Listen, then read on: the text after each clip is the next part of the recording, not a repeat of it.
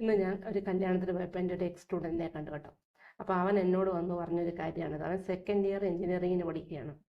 ടീച്ചറെ, ഫസ്റ്റ് ഇയറിൽ എനിക്ക് 2-3 പേപ്പർ പോയി, സെക്കൻഡ് ഇയറിലും എനിക്ക് 1-2 പേപ്പർ പോയിരിക്കുകയാണ്. എന്നെക്കൊണ്ട് ഇത് പഠിക്കാൻ പറ്റുമെന്ന് തോന്നുന്നില്ല, ഞാൻ മിക്കവാറും ഇത് കളയും കേട്ടോ. അപ്പോൾ ഞാനോട് ചോദിച്ചു, നീ അന്നുള്ള പോർഷൻസൊക്കെ അന്നന്ന് പഠിക്കാറുണ്ടോ? എൻ്റെ പൊന്നു ടീച്ചറെ, ഇത് കോളേജാണ്, ഇവിടെ അങ്ങനെ ഒന്നും ആരും അന്നുള്ളതൊന്നും പഠിക്കാറില്ല, പരീക്ഷ എടുക്കുമ്പോൾ തന്നെ നമ്മൾ പഠിക്കാറുള്ളൂ. ശരി, അപ്പോൾ ഇൻറ്റേർണൽസൊക്കെ നീ സീരിയസ് ആയിട്ട് പഠിച്ചെഴുതാറുണ്ടോ?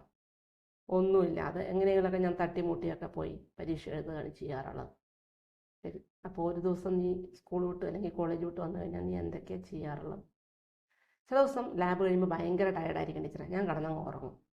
ചില ദിവസങ്ങളിൽ ഞാൻ വെബ് സീരീസ്, അതുപോലെ തന്നെ ഇൻസ്റ്റയിലും എഫ് ബിയിലൊക്കെ ഞാൻ ഭയങ്കര ആക്റ്റീവാണ്, ഗെയിം കളിക്കും. ടീച്ചറെ വീഡിയോസൊക്കെ ഞാൻ കാണാറുണ്ട് കേട്ടോ. ശരി, പക്ഷേ കഴിഞ്ഞ വർഷം അങ്ങനെയൊന്നും ആയിരുന്നില്ല ടീച്ചറെ.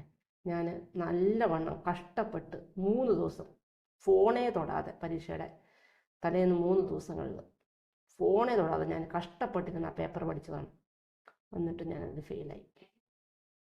ഞാനൊരു കാര്യം ചോദിക്കട്ടെ, നമുക്ക് മനസ്സിലായി ബാക്കിയുള്ളവരൊന്നും നമ്മൾ കമ്പയർ ചെയ്യേണ്ട ആവശ്യമില്ല. കഴിഞ്ഞ വർഷം ഞാൻ എഫേർട്ട് എടുത്തത് പോരാ, എനിക്കത് സെറ്റായിട്ടില്ല, അതുകൊണ്ട് ഇനിയും കൂടുതൽ സീരിയസ് ആയിട്ട് ഞാൻ പഠിച്ചാലേ എനിക്ക് സെക്കൻഡ് ഇയറിലും ഇതേപോലെ പാസ്സാവാൻ പറ്റുള്ളൂ എന്ന് നമുക്ക് മനസ്സിലായതല്ലേ.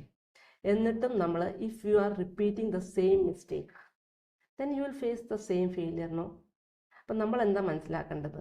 ബാക്കിയുള്ളവർ എങ്ങനെയോ ആയിക്കോട്ടെ, അത് നമ്മൾ നോക്കണ്ട, ഓരോരുത്തരും ഓരോ രീതിയാണ്. എനിക്ക് ഇത്രയും എഫേർട്ട് ഇട്ടാൽ പോരാ ഈ സബ്ജക്റ്റിന് എന്ന് എനിക്ക് മനസ്സിലാവുകയാണെങ്കിൽ ഞാൻ എന്ത് ചെയ്യണം?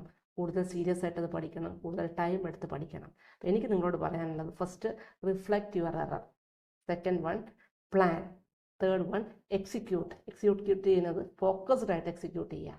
എങ്കിൽ അടുത്ത വർഷം നിങ്ങൾക്ക് എല്ലാ പേപ്പറും കിട്ടും. ഈ ഒരിക്കലും ഒന്നിനെക്കാളും നല്ലതാണ് അതെന്ന് വിചാരിച്ച് ചാടിപ്പോകാൻ നോക്കണ്ട.